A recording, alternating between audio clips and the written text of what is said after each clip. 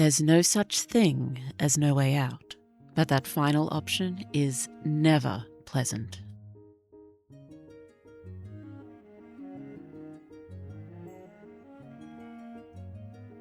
The Pitchfork Option. Written and read by Moonfeather Blue. The accuracy of that little wooden ball as it blasted through the air would delight mathematics itself. At least it delighted Will, and Will was mathematics gifted bone and breath. And a bad haircut, James had once joked, grabbing Will in a headlock and messing up his clipped curls so they stood on end. A small sigh gusted from his lips. Now Will's every interaction was medically policed.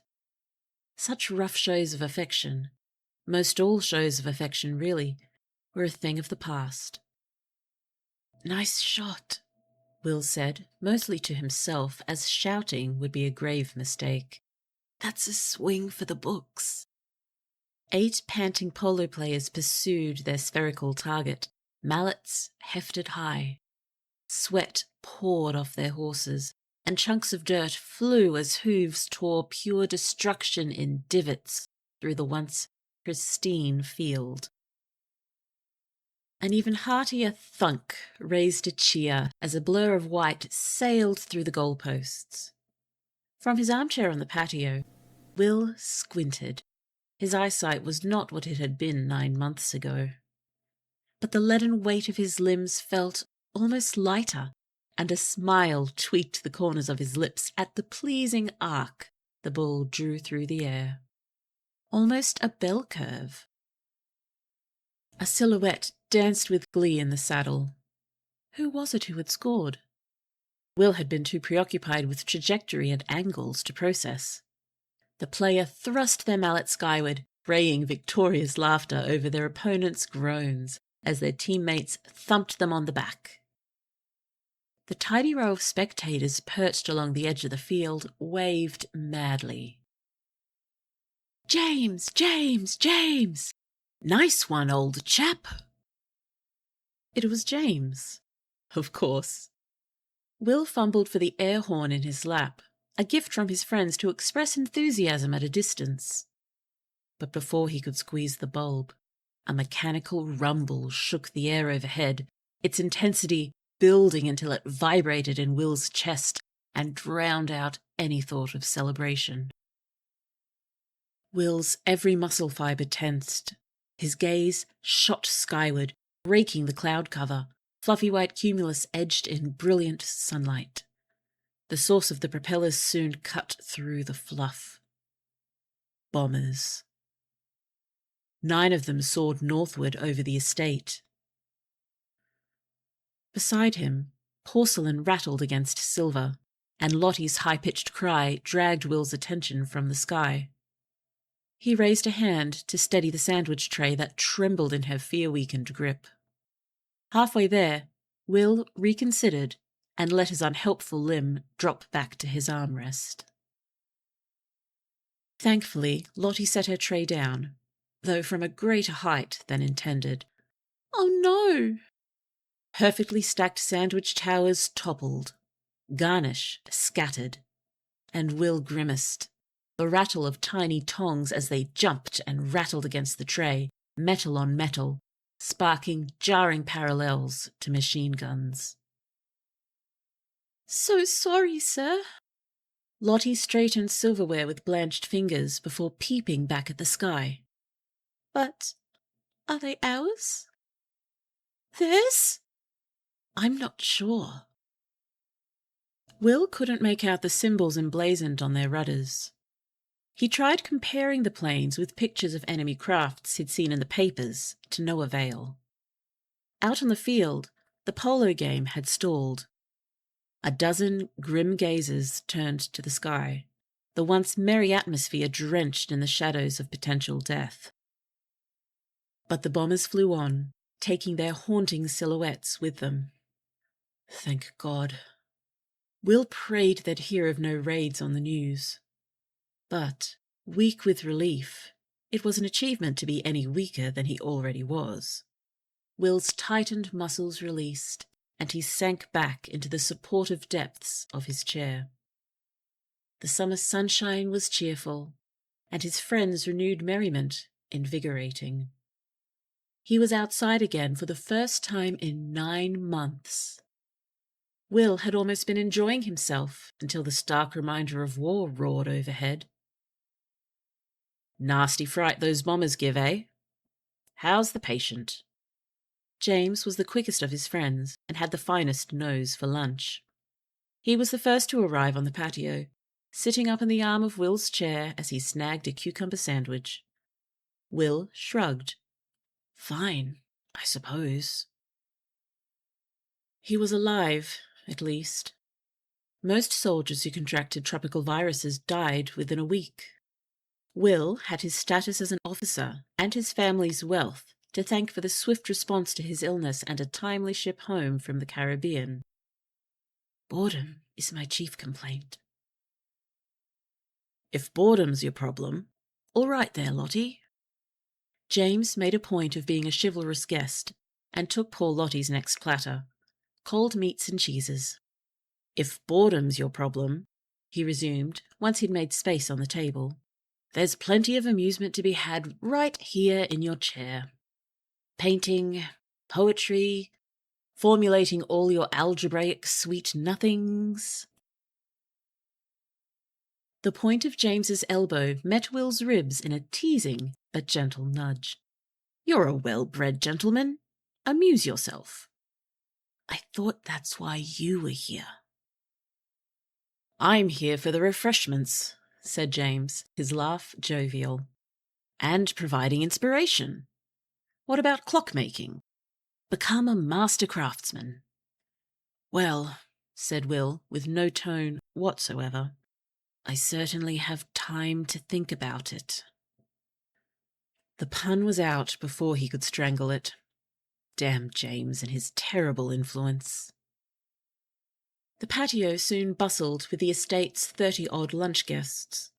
Polo players and spectators descended upon the platters, as though they hadn't all indulged in scones with clotted cream and crumbled chocolate flakes on that same patio, not 2 hours past. Glasses raised, the party toasted king, country, and the campaign. To victory! Let's show those Yankees what for! To victory, Will intoned a fraction too late, and with somewhat less enthusiasm. He ate a little, with James's encouragement, listening to his friend's boisterous chatter about the horse races and news from the war front. Casually, they swapped names of enemy towns obliterated by their empire's bombers. Will's incessant stirring, his eyes fixed on the patterns he swirled through tomato soup with his silver spoon, was soon interrupted by his doctor. His friends, their hunger sufficiently satiated, took that as a signal to disperse and promised to visit again. Don't worry, old chap. James patted Will on the back, a gentle imitation of a friendly thump. You'll be back in the saddle and forcing overcomplicated strategies on us before you know it. Will played the obedient patient, swallowing his medicine and enduring his checkup. When his doctor entered the manor to sit down with his parents for a talk, Will held his breath, listening. He heard nothing. Lottie and the stable hands must be taking their meal in the kitchen with the rest of the staff. Shooting a furtive glance in all accessible directions, Will tied a napkin around the tip of his cane and braced himself. It took 3 trembling attempts, but Will finally levered his diminished form upright.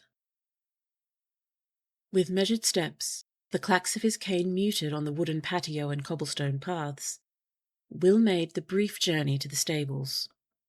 He'd be back in the saddle soon, James had said. Too right he would be.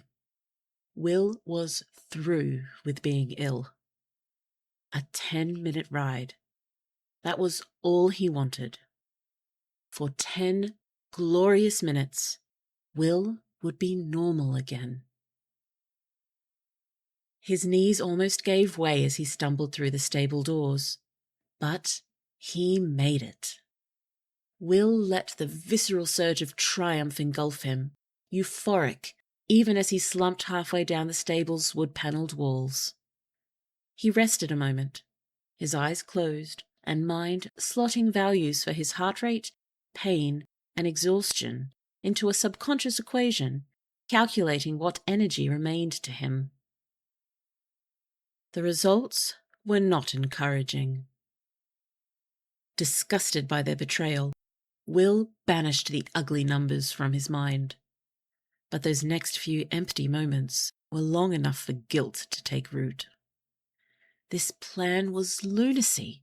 He could barely stand. His parents devoted all their resources to his care and recovery. How did Will repay them? By willfully disobeying a very expensive doctor's orders. Then, from a nearby stall, a nicker caressed his ears. Will would recognize that soft sound through artillery fire. His mare called to him.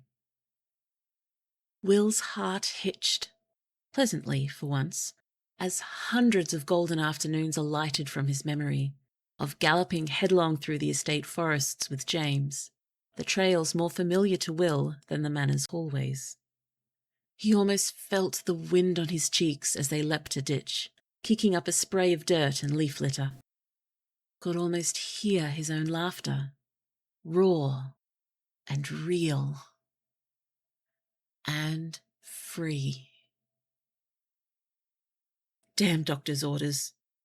The probability of recovering in a cage might be correlated with said cage's gilded value, but correlation was not causation, and Will's probability languished at 0%. Get him the hell off this graph. A powerful surge of resolve pushed Will up and on with his plan. His movements frail and bold, he hobbled to his mare's stall and petted the gentle beast's warm nose. Good girl. Good girl.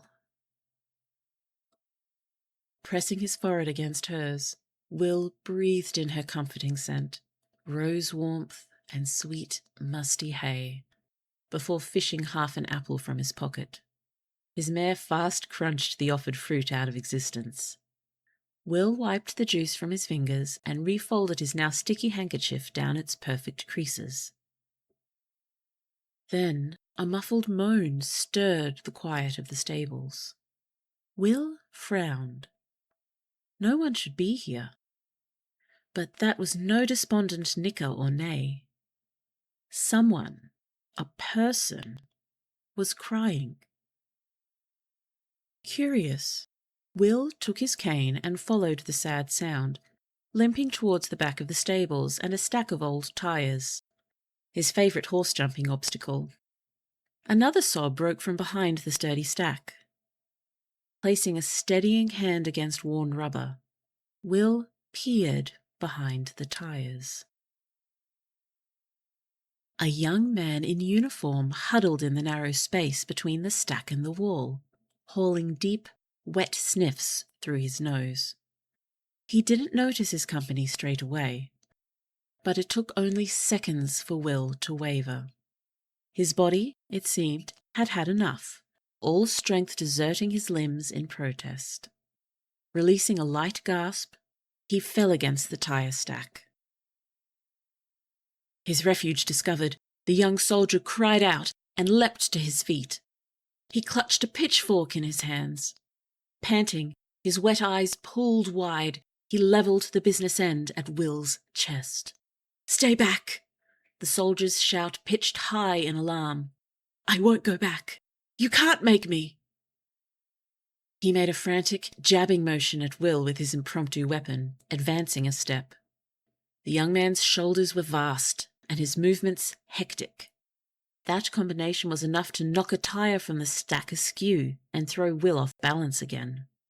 He wasn't strong enough or fast enough to save himself. The pitchfork's trio of lethal spikes wavered as Will hit the ground, his cane clattering out of reach. "Aren't you well? Are you—" "No, didn't you hear me?" The soldier's voice scratched like sandpaper. Get up and go. Don't tell anyone I'm here. I can't. Can't what? The pitchfork trembled over Will's sprawl on the hard-packed earth. I can't get up. An armchair was one thing, but a few helpless squirms told Will he was stranded until someone helped him. You're a deserter, he realised. A thread of pity worked its way through a vibrant tapestry of disdain. As much as Will could feel of either, with that pitchfork hovering so close to his chest. Convict soldiers never escape the front lines. You've condemned yourself. I'm not a convict. I'm not a... Wild whites exploded around the deserter's bloodshot eyes. If he hadn't been a convict soldier, he certainly was now.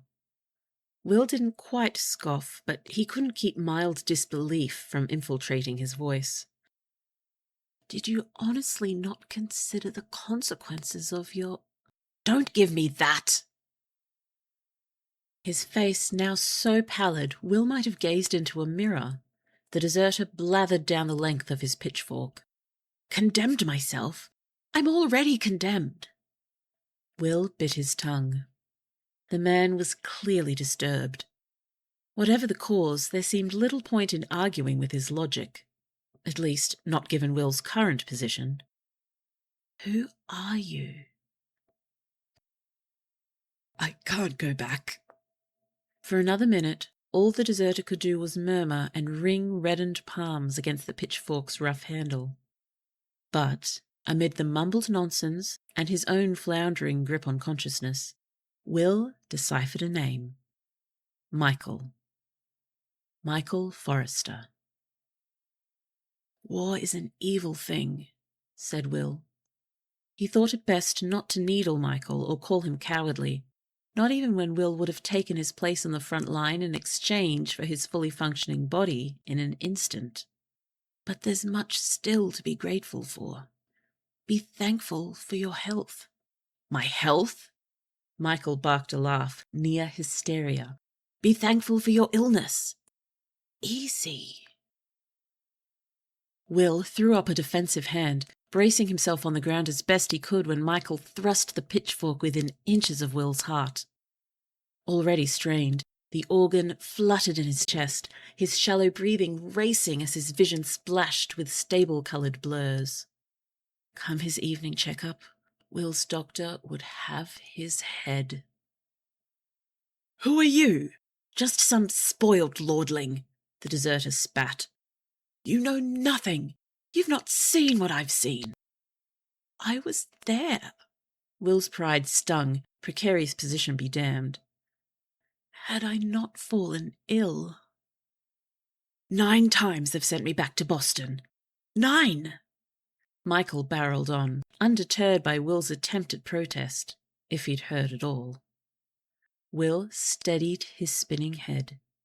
If there was to be any escape, he must be less a petulant child denied his duty, and more the man he could yet become. A man of resources and intellect, of strategy to the mathematical degree, and a man of standing. Will opened his mouth to placate the deserter, but before he could utter a word, sirens shrilled into the estate grounds. No. Michael quaked in his thin, military-issued boots. No, not again. Anything but Boston. His pupils blotting out the sparrow-feather brown of his eyes, Michael's glazed gaze ricocheted across the stables in search of... Will didn't know. Escape?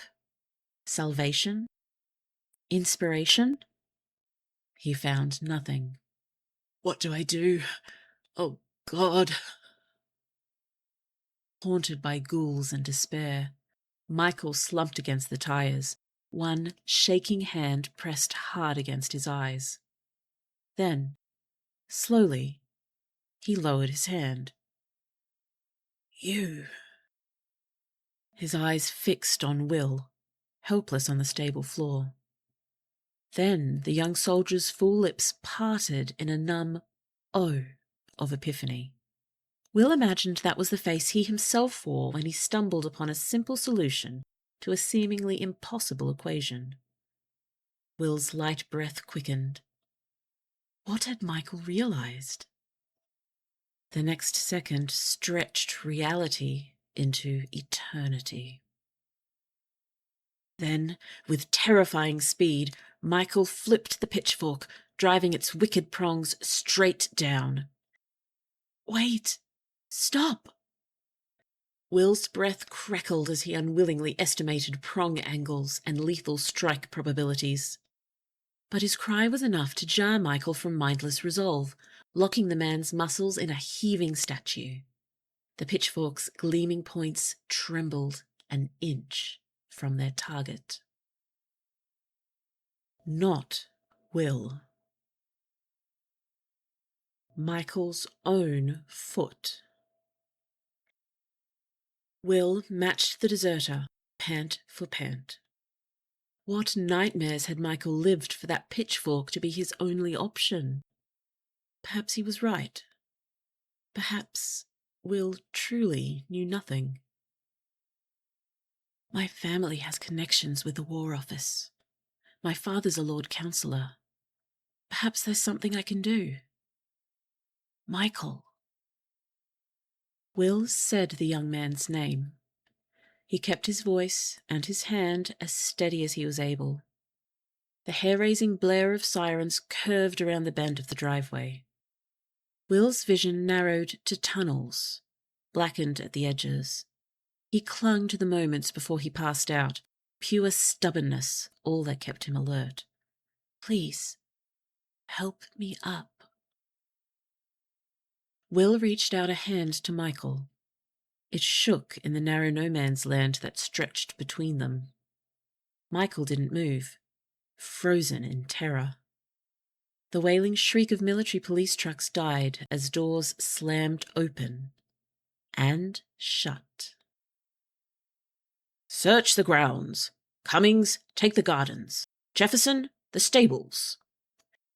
The precision thuds of military-trained boots on stone divided, and the heavy footfalls of at least 4 soldiers approached the stable's outer walls. His tongue thick with imminent unconsciousness, Will tried one more time. Michael, put the pitchfork down. Help me. I... The stable door flew open. Horses whinnied in alarm, their equine screeches splitting the air as a few stall doors thumped and rattled on their hinges. The stallions, Will thought, distantly, charging to confront the intruders. Forrester, if you're here, speak up, man. No point delaying the inevitable. Another precious second passed, Michael paralysed by wars within his own mind. Then the pitchfork hit the ground, the sound of its handle clacking against Will's cane lost beneath an officer's ongoing shouts. The 2 lengths of wood drew a crooked cross on the ground. Will's eyes gave up, his nerve endings all but deadened, but he still sensed when a hand, rough and strong and shaking, gripped his own. Please help me. Hello, hello. In the current timeline, as far as I am aware, I am still Moonfeather Blue, fantasy writer and magical library in human skin. Thank you so much for reading this story with me. If you liked it, if you could please like it, and perhaps share it with some like-minded friends. Likes and shares may seem like small tokens on this literary quest in which Blue partakes, but they provide vital sustenance for self-confidence, motivation, and growth. And, of course, Blue is eternally starving for feedback, so if you could please leave an honest rating and or review for Blue to peruse, she would so very greatly appreciate it. To the moon and back, Blue appreciates you. Thank you so much. So, first short story. It's finally here. It's time! Fantastic. And it's the longest one I've got so far. I think it comes in at 2,820 words. Yep, it's definitely my longest one so far. I wrote the original version well over 10 years ago for a long dead writing blog. But, yes, some time ago now, I did devote 3 editing streams to revamping this story, and it took much longer again to finish it. I ran into some trouble bringing it into line with how I write and think now compared with a decade ago, but it's finally done. Now we have this idyllic scene of privilege in the midst of ongoing military conflict that veers headlong into a visceral confrontation between 2 starkly different casualties of war. How's that for a terrible elevator pitch? Speaking of those casualties of war, Will. What do you think of our lovely POV? Of course, I do love him. Who doesn't love a frail mathematician rich boy protagonist? One of my favourite lines is when James mentions Will's algebraic sweet nothings. Also, Will and Michael. Where is this relationship headed? And keep in mind, this story's been in Blue's head for a long time. I've got some very clear ideas what the future holds for these 2. Some of it unpleasant, some of it very, very, very pleasant. But what do you think? What exactly happened to Will in the Caribbean? What exactly happened to Michael in Boston? What state is the world in now that the American War for Independence has lasted 200-odd years? Guess this is Blue's first historical fiction. Yay me! And what's going to happen when the soldiers barge in on Will and Michael in the stables? Let's hope Michael has the wherewithal to scoop Will in a princess carry and charge straight past his would-be arresting officers, shouting for help and getting Will's parents on his side. Or even better, Will, wake up long enough to do some fast talking before anyone has the chance to take Michael into custody. That'd be good. Help us out, Will. Wake up. Please share all of your amazing ideas in the comments. Blue will now take her leave. Thank you so much again. Thank you! Please subscribe for more stories from Blue, and wherever you are in the world, Blue hopes the rest of your day is absolutely lovely, because that's what you deserve. Until next time, bye-bye! Bye-bye-bye! To tell you the truth, I think this is the 3rd time I've rewritten and recorded this. Hopefully it's right this time.